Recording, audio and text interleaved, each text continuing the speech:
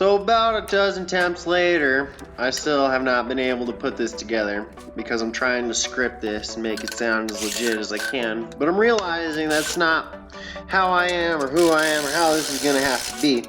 So I'm going to start breaking this down the best I can so I can start being myself in these videos. And you can start seeing how I really do this. This here is a Jeep 4-liter motor. Came out of a rolled over vehicle. It's an earlier model Jeep, like 95, 96, but it had really low mileage when it had the accident. These motors are notorious leakers, and the idea is we're going to refresh it and we're going to put it in a later model Jeep because they are very reliable motors. We're starting here with the intake and exhaust manifold because they are mounted on one flange together on one side of the head.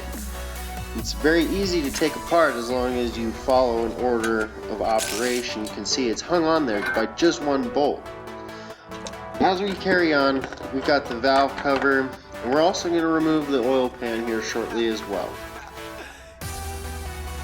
As we carry on, we're going to go ahead and check all the rockers, make sure everything's in good shape. There appears to be a little bit of varnish inside this motor. The previous owner probably neglected it in a few cases.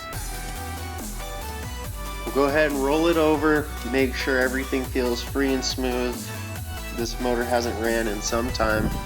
So here we're going to start cleaning up our surfaces here, our intake and exhaust manifold surfaces. We'll start by going horizontally with the motor just to kind of clean all the edges, the gunk and grime.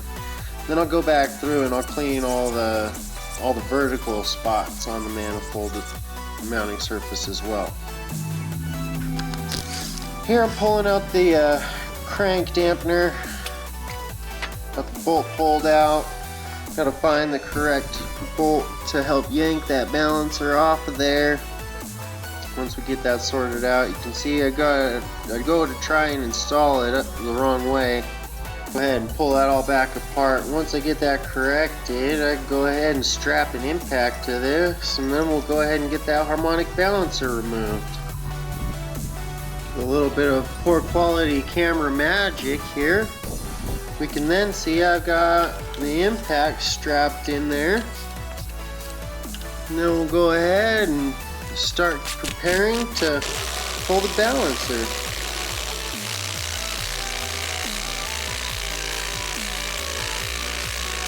Once we get this thing to pop off, bam! We can go ahead and flip the motor over because now we have access to the front and rear seals as well. So once we flip it over, we can pull the oil pan off and proceed to take the timing cover, front and rear main seals off and out, and get them replaced as well. We've got the motor settled, we can go ahead and start pulling out the oil pan bolts.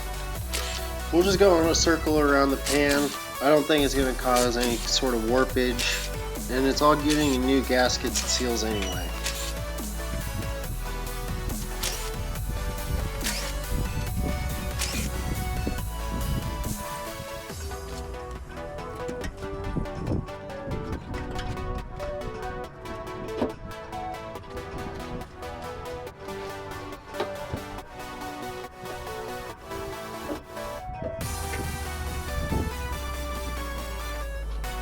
So unfortunately this is where the video has to end because I lost all the footage of it going back together, but you can see all the surfaces were neat and clean and ready to go. This motor was not in bad shape and is all finished up now.